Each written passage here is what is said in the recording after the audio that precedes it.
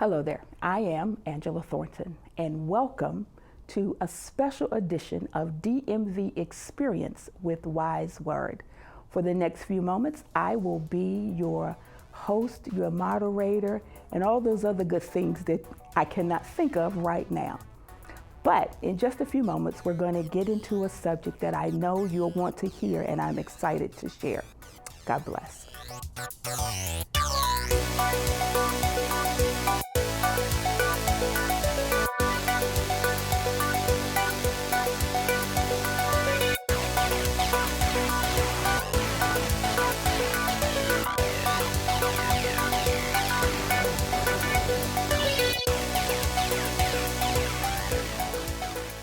Whenever tragedy happens, whenever bad things happen, whenever things happen that we cannot explain, we often wonder who's in control. But I'd like to tell you that God is in control. He's in control during good times. He's in control during bad times. I cannot count the number of times I've been asked, if God is in control, why does he allow evil? Why does he allow sickness? Why does he allow disease to take place? If he's in control, why do bad things happen to good people? If I am to be honest with you, I don't have an answer to that. But the answer I do have, to some will sound hollow, to others it'll even sound shallow. But my answer is God is in control. Period. He's sovereign. He makes no mistakes. Nothing happens without him having allowed it. But when it comes to evil, the Bible talks about the mystery of iniquity. We find in 2 Thessalonians 2:7, it says this, and that's what evil is, a mystery. It is a mystery insofar as we don't know what makes evil people evil or why they often act in such demonic and evil ways. But what we do know is that it happens because God allows it. We do know that evil is not from God and we cannot blame God, but he is omniscient and he knows everything. So he knows who is and who will become evil and who won't. We are human and we have a limited capacity and a limited knowledge to understand how God operates, why he operates the way he operates, when he operates. Evil comes from the one we call Satan. The first sign we see of evil and deception is in the Garden of Eden, when Satan, the deceiver, tempted Eve. We also know that there will come a day when evil will be banished from among us. It will be gone. As some people say, vamoose. It will be eliminated. It will be destroyed. But in the meantime, there will be, and there are, evil people in a world who do evil things because they are just like us. They have a free will. But I'm certain of this. Being evil is a choice. You're not born that way. You decide to be that way. Being disobedient to the will of God is a choice. You're not born disobedient. You decide that way. So no matter how mean or how hateful or evil you choose to be, you are not in control. Why? Because God says this in Jeremiah, I am the God of all flesh and nothing is too hard for me. I am the God of all flesh. I have all power. I have all authority. I have all sovereignty and majesty over everything and everybody. And why does he have it? Because he's in control. Here's what I know. He created the earth. He spoke and the earth came into existence. He speaks and the mountains quake. He speaks and the cows will give way to a calf. Whatever God decides happens. We already know that he's in control. So even if he allows us to do things that are outside of what he has predestined for us, he's given us a free will, and then what happens is judgment. So you may be asking, well, what about what happens? Things happen and it's not the result of evil. What about sickness? What about disease? What about affliction? What about wars, terrorism? Is God in control of those things also? You didn't ask me, but I'm glad you are asking and you don't know that you're asking. And the answer is yes, he is. He's in control in the good days. He's in control in the bad days. He's in control when sickness and disease come. He's in control when a divorce happens. He's in control also when the marriage is great. He's in control when your health is perfect. God is never not in control. In good and in bad, he's in control. He was in control of you before the foundation of the world. He knew you before the foundation of the world. He knew you before you were you. He knew you before your mother and your father were who they are. You see, God says, I knew you before you were in your mother's womb. That means he knows everything about you. That means he had a spiritual relationship with you before you ever became flesh in the natural. So he understands what we don't understand. He knows the number of hairs on our days. He knows the number of hairs on our head. He knows the number of our days. He knows how long we'll be and how long we won't. Your good days and your bad days do not come as a surprise to the living God. You nor I can think of a time that God was not in control. He's sovereign. It doesn't matter who is in charge. It doesn't matter who is or who is not elected, who is or who is not nominated. The bottom line is this: God is in control. Yes, we just finished a really wretched election season. Yes, it was tumultuous. Yes, some people are very, very happy, and some people are sitting somewhere just rocking because they're so upset. Some people are in great despair, and some people are jubilant about what they saw and the results. But here's the fact of the matter. It doesn't matter who sits in a seat in the White House, because God sits in a seat on the throne. It doesn't matter who is governor, president, mayor, county council, city council, school board, planning board. None of that matters, because God is still in control. And when you and I understand that fundamental fact of who is in control, it takes away the need to worry. You see, you don't have to worry about the outcome when you know who is in control of the outcome. This is what I can tell you about worry. Worry changes nothing. Because you worry, did it change the outcome of the election? No. Will it make the sickness go away? No. Will it make the terrorists stop being terrorists? No. Will it make the bad things that have happened not happen? No. Will it make the good things that happen not happen? No. So worry is not of or from God.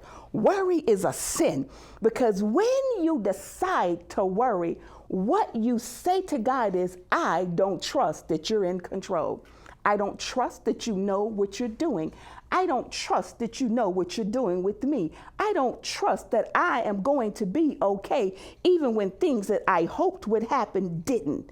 Worry changes nothing. What worry will do is change you and cause you to think then that you need to do something to be in control of a situation that you have no control over. I see people who hear that a hurricane is coming. Yes, you want to prepare, but you cannot control the wind or the rain. So you can prepare as best you can, but worrying about what's going to happen during, before, or after changes nothing. Worrying about, oh Lord, are we going to be able to sustain ourselves, will not make you be able to sustain yourself, because God is in control. But when you put your faith and your trust in the one who can handle anything, when you put your faith and your trust in the one who controls everything, what you're saying is, it's not on me what happens. The outcome is not dependent on me. The outcome is dependent on you. And because you say you are in control, I am going to step back and let you do just that, control it. Because this is what I can tell you about a sovereign God. He makes no mistakes.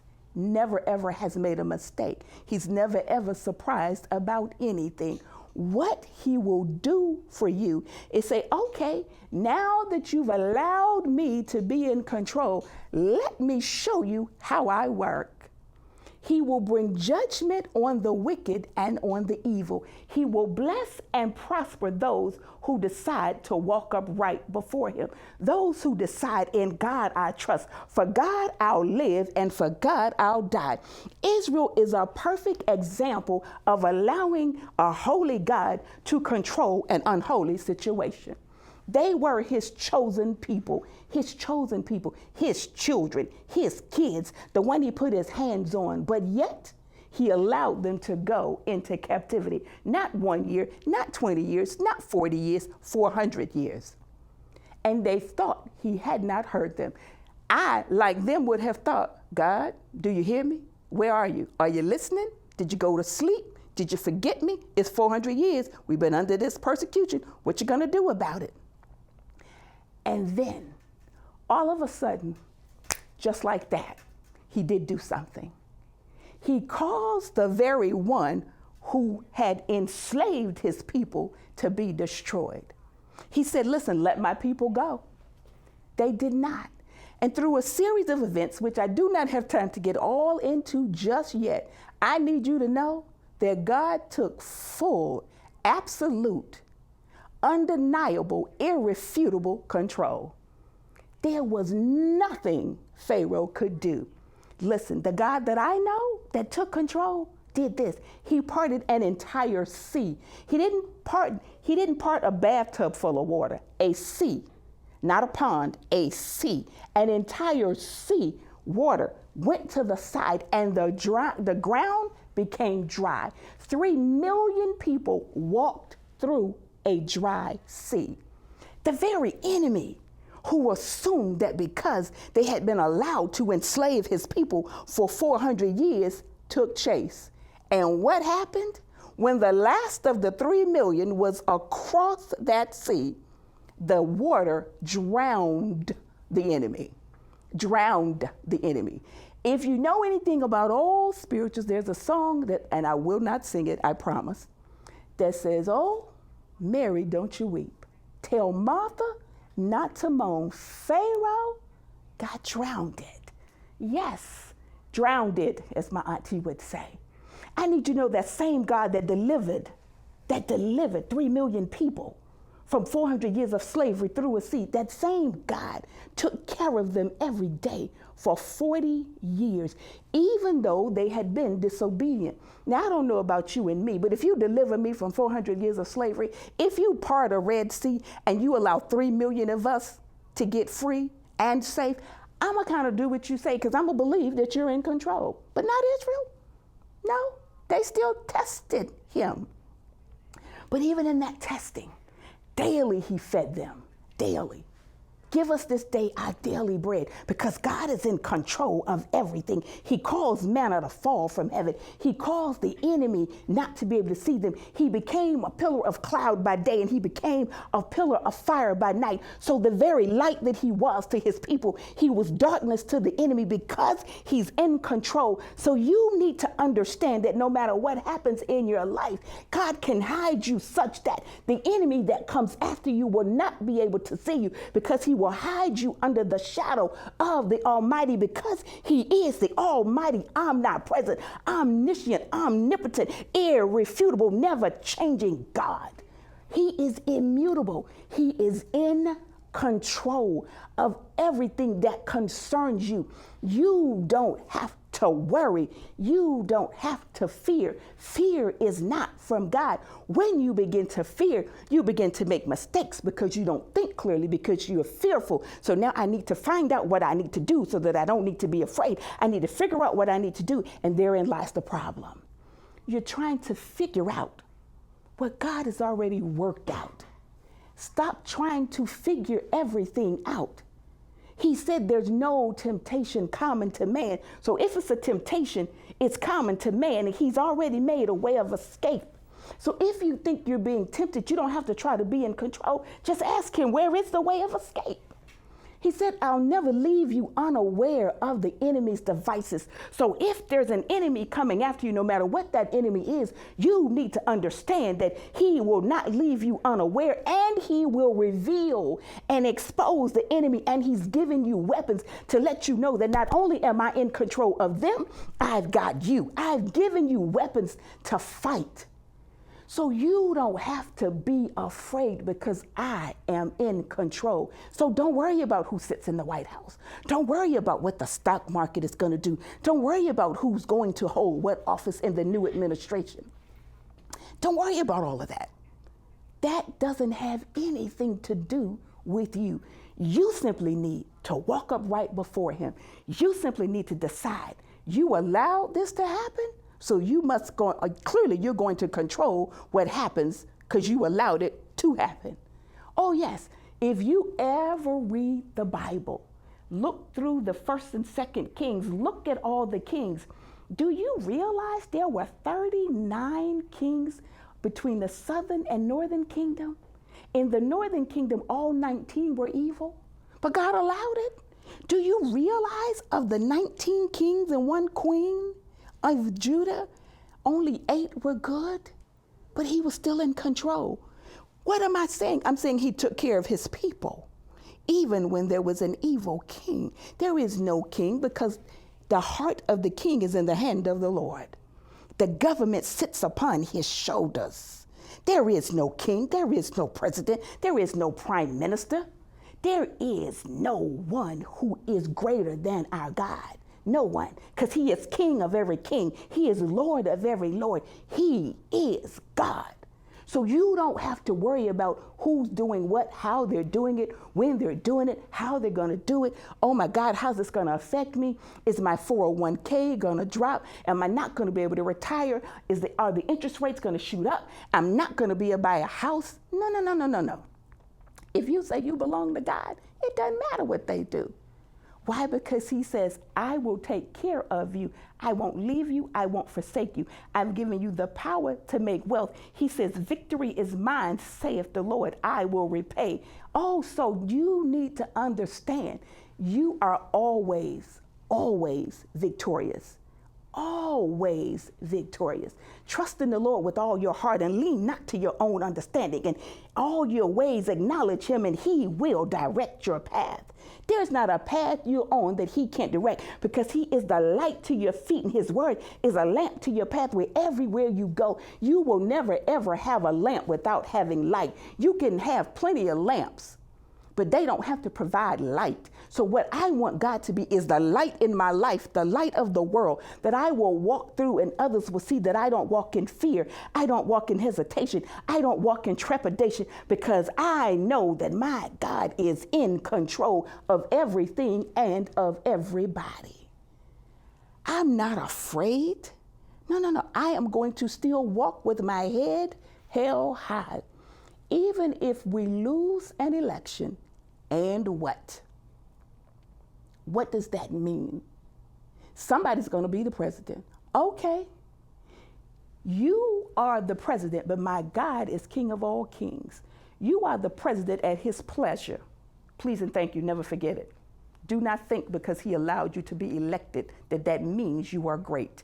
No, it simply means he allowed you to be elected for his purpose and his plan that he has not yet revealed to us. And because he's God, he doesn't have to reveal it to us. At some point he may. But what we need to understand is that there is nothing that God does not control. He controls the wind. He controls the waves. He controls the sea and everything that is in it. Why? Because scripture says the earth is the Lord's and the fullness thereof. There's nothing in the earth, above the earth, beneath the earth, in the heaven or the sky that he does not control because he spoke it and he created it. And what's better than that, not only does he control it, he has given you and me dominion and authority over everything in the earth. So that means now that I can decree a thing and it'll be established in the earth. I can speak death or life. I can use my tongue for good or for bad. I can walk in fear or I can walk in faith. I can decide that I don't trust God enough to believe that he can take care of me and my family and everything connected to me based on what I see, or I can say because my faith says God is in control. I can decide that no weapon formed against me will prosper. And any tongue that rises against me, I have the ability, the authority, and the power to condemn it. Because this is the heritage, because I am a child of God. And vengeance is mine, saith the Lord, that he will vindicate me. I can determine that I'm going to walk by faith and not by sight. I can determine I'm going to write the vision and make it plain so that they who see it can run therein with it. I can say, God, I know you're in control. I don't understand. You don't have to. We don't have to understand. That's the beautiful thing. You see how little kids are? They don't care. They don't worry. They don't understand. Your mommy, your daddy, you're going to take care of me. That's all I know. Please and thank you. They don't worry about where breakfast is coming from, lunch or dinner. They don't worry about how bills are going to get paid because you, as their parent, are in control of that. And so because you are a child of God, you don't have to worry about that because he's in control of that. Now, I'm not saying that you just go home, sit down and say, well, you in control. No, no, no, no, no, no. Let us not be silly. But let us do what we need to do with the understanding and the recognition that he is in control. God, what is the plan? Give me a plan. Give me a strategy that I can follow. Show me the path that I should take for me. Show me the road that I should take for me. Show me what I am to do so that I can remain and be in your perfect will at all times, so that when I ask something according to your will, I know that you will hear me. And because I know that you hear me, I know that you will answer me and you will grant me the desires of my heart. Show me what to do so that when I ask you, you say that if I believe what I ask, I have what I say. Show me, because you say until now, you've asked me for nothing, but ask that your joy may be made complete. Show me what I am to do, because it is you who is in control. And if I do what you say to do according to the way that you say do it, then I know that everything that is connected to me and about me will be all right. Because I trust that even in the bad times, you're in control. It's interesting. We don't worry about who's in control during the good times. We don't say, where's God? Because everything is just peachy, peachy keen. We don't question where he is. We don't question what he's doing. We don't question why he blessed us. We don't question why he allowed us to be so fortunate that we're so blessed. Only when things get tight do we question where God is. Only when a loved one dies that we prayed for and believed that he would heal do we question where is God. Only when tragedy strikes a nation or a neighborhood or some senseless killing do we say, God, where are you? He's the same place he was when everything was going well, in control. He hasn't moved. He's not like us. He's not fickle. He doesn't switch. He doesn't change based on his mood. He doesn't change based on, oh, today is Tuesday. I don't think I want to be in control, so I'm going to let something happen. No, no, no, no, no. He's given us all free will.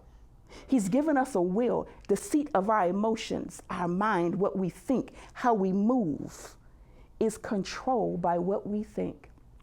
I heard long ago, I was taught this. What you think, you will believe. What you believe, you will say.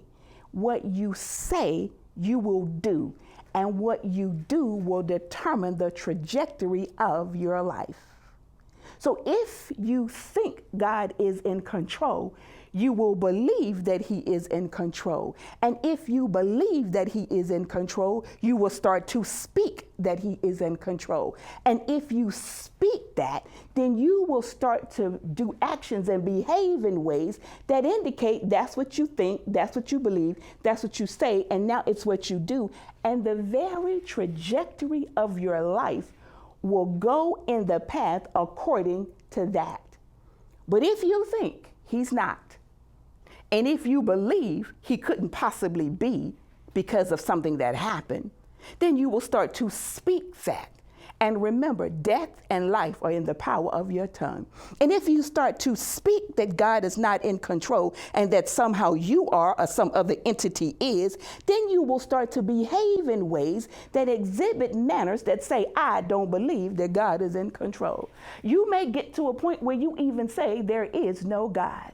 Let me say this, woe be unto you, because he is in control. You want to act in a manner that says, I don't understand. And it's okay to say, God, I don't understand. I don't understand why my child was born with a birth defect and the baby next to me was born perfectly healthy. I don't understand why I'm living all I know how to live according to your word, and I'm still struggling from paycheck to paycheck.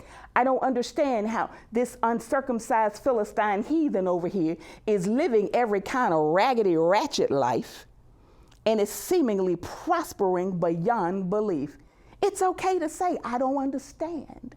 He may answer you, and then he may not.